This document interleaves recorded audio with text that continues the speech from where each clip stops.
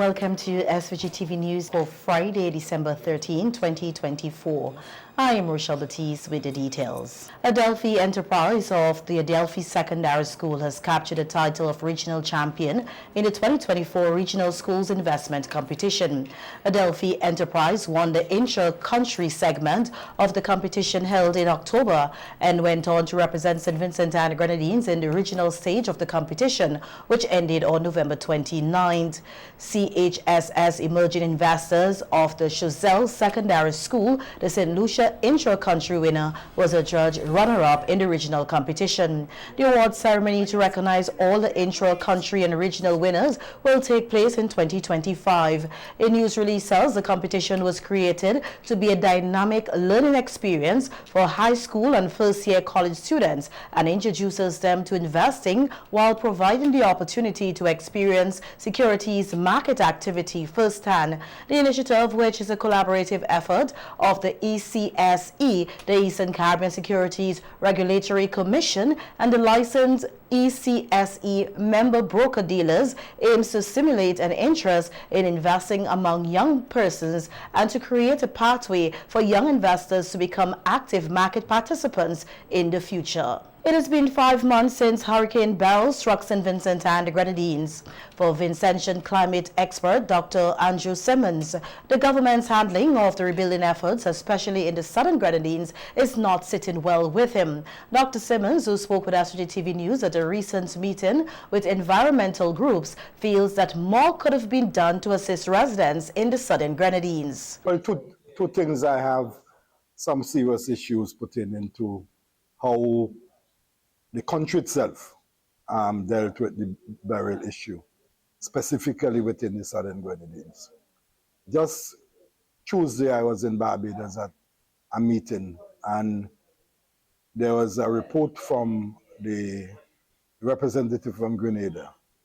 And what that person was saying that, while the government in Grenada was able to reinstate things like electricity, most of the houses and public facilities are back in place, that we in St. Vincent are still in darkness. So it doesn't show well in terms of our part. And I am really concerned with the issues. Dr. Simmons says it has been heart-wrenching to see the struggles of the people, noting that he also has family in the southern Grenadines. My family are from the Grenadines, and really concerned, and that's why in a sense, I avoid going there, because I don't want to get too emotional on the issues and the suffering that they're facing. So I would love to use this opportunity to appeal to government to do something to end the stress and the difficulties that people are facing pertaining to Beryl. This is 5 months after the hurricane struck, and it doesn't look good on the part of us as a people. I know that there's the issue pertaining to finances and so on, because the damages are huge. But at least we're not saying that you need to get everything solved and so on, but at least the mental stresses that people are facing and some of the physical problems that they're facing should be looked at urgently. The Vincentian climatologist, who also heads GEMS, the Jamaica Environment Monitoring System, has been meeting with community groups across mainland St. Vincent since the start of the year to raise awareness about climate change and its impacts. Like many meteorologists, Dr. Simmons predicts that climate change will continue to affect the region and people will need to better prepare for future eventualities.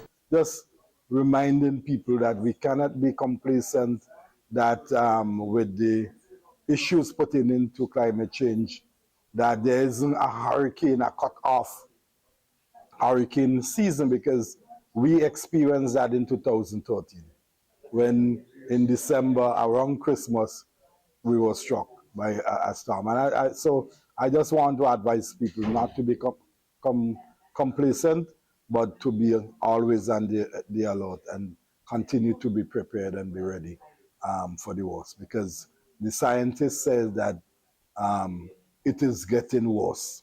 It will get worse. And we definitely need to be cognizant of that and take the necessary actions to deal with these issues. The media fraternity here is mourning the passing of veteran journalist and editor of the news newspaper Shelley Clark, who died today. Clark, who founded the news 35 years ago, was still managing the publication at the time of his passing. Before establishing the news, Clark worked as an employee of Radio St. Vincent and the Grenadines, now the National Broadcasting Corporation, NBC. Many individuals who work with Clark has commended his professionalism and the excellent training they receive under his guidance. Clark is said to have been in his 70s. It was reported that the news editor had been in poor health in recent months, but still continued to show up for work. He was reportedly at the office yesterday, ensuring that the newspaper was published for today, Friday. The News is a weekly publication released every Friday. The management and staff of SVG Broadcasting Corporation, the parent company of SVG-TV, extends condolences to his family and friends. May his soul rest in peace. In other news now, we hear that the Royal St. Vincent and the Grenadines Police Force is investigating a fatal road accident that occurred this morning in Point Village, which claimed the life of a 31-year-old conductor. The police say preliminary investigations revealed that a green Toyota Hiace passenger van registration HA42 was traveling from Obeah to Georgetown when it reportedly encountered mechanical difficulties, veered off the roadway and went over an embankment. Orlando Davis, a 31-year-old conductor of Richardson Park, died at the scene. Additionally, 2 passengers, including an adult female and a minor, sustained injuries and were transported to the Modern Medical Hospital in Georgetown for medical attention.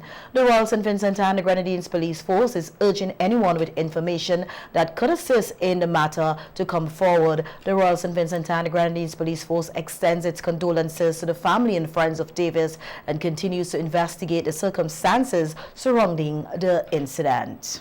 And the Royal St. Vincent and the Grenadines Police Force is seeking the public's assistance in locating Ted Roy Macri, a person of interest in the ongoing investigations related to multiple reports of deception. The SVG-PF is urging anyone with information about Ted Roy Macri's whereabouts to come forward, noting that your assistance is crucial in aiding law enforcement to bring this matter to resolution. The police say all information provided will be treated with the utmost confidentiality. And the police are also seeking the public's assistance in identifying and locating the individual captured in these surveillance images.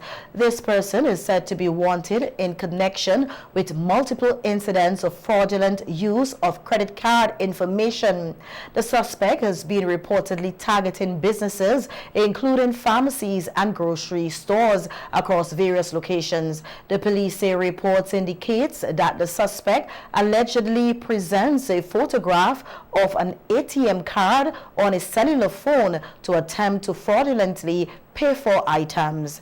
The description: the individual has a light brown complexion, hair is dark, apparent to be moderately lengthened, and is covered with a dark head wrap or a beanie. The suspect was observed wearing a brown t-shirt, pink shorts, and a black cross body bag in the surveillance footage. The individual may wear a face mask to obscure their identity as seen in the photos. The police say the suspect is known to frequent business places in the Kingston area and may be actively seeking to defraud more establishments. How can you help if you recognize this individual or have any information that could assist in their identification or apprehension? You are asked to contact the police immediately.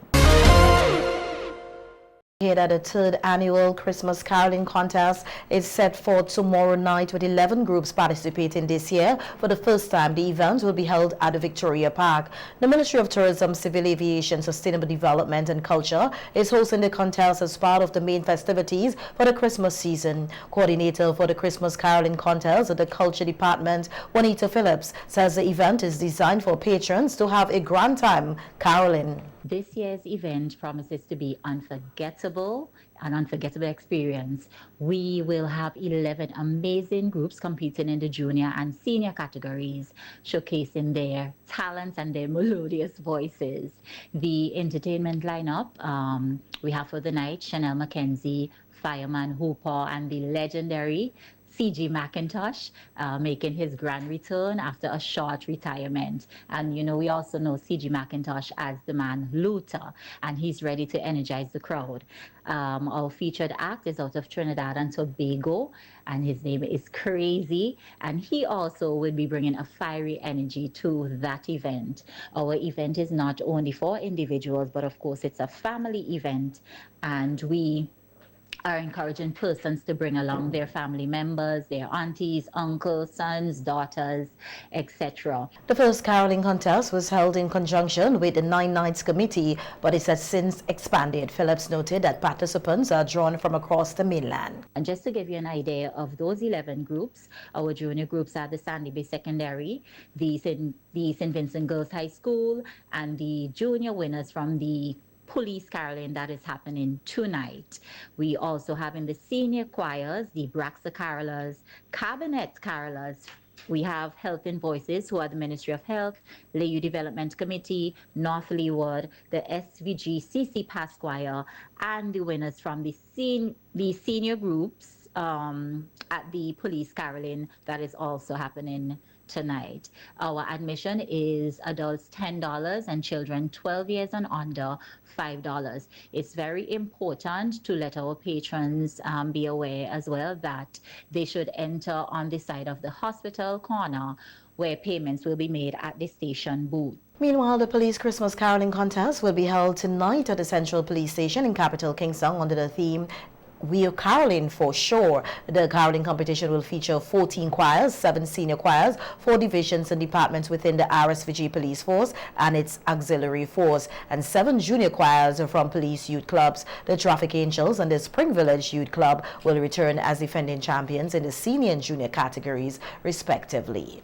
And sometime last night, structures erected for the hosting of the National 9 Mornings Festival at Heritage Square were vandalized. However, Chairman of the National 9 Mornings Committee, Randy Bomani Charles, tells SVG-TV News that the police have swiftly acted on the report. He stated that while the vandalism is a small setback, it will not delay the hosting or the start of the National 9 Mornings Festival, which is set to begin at 4 a.m. on Monday, December 16th. We unfortunately sustained some damage to some of the infrastructure that we had at the Heritage Square last evening, an act of vandalism. The perpetrator, I'm advised, has been apprehended, and we are working seriously to ensure that we do the repairs and rehabilitate the space, and I'm confident that we would be ready for Monday the 16th. We've been in touch with community groups staging 9 Mornings and Christmas festival activities across St. Vincent and the Grenadines, and they've indicated their readiness as well. Reports indicate that fewer communities are participating in the competition this year, with 55 registered thus far. Charles is encouraging people to come out and support the festival. So we are looking forward to another successful year of our unique Vincentian tradition. I take this opportunity to urge persons to go out and support the community groups and their efforts to join us at Kingston, where we have a wide array of activities, fun and excitement for the entire family to enjoy. We continue to innovate and add new features. You can partake in our 9 Mornings Wake and Wheel this year. Lots of attractive prizes to win. You can participate in our 9 Mornings kitchen. Lots of great food to eat as well. take a ride around Kingston on our 9 mornings train, bring your song and come, and all of these interesting activities will be here for you at Kingston at our venue. So we implore everyone to wake up, 9 mornings, we go in. Judging in the National Lighten Up competition is expected to begin on Monday, starting in Zone 1, which include communities on the leeward side of the island.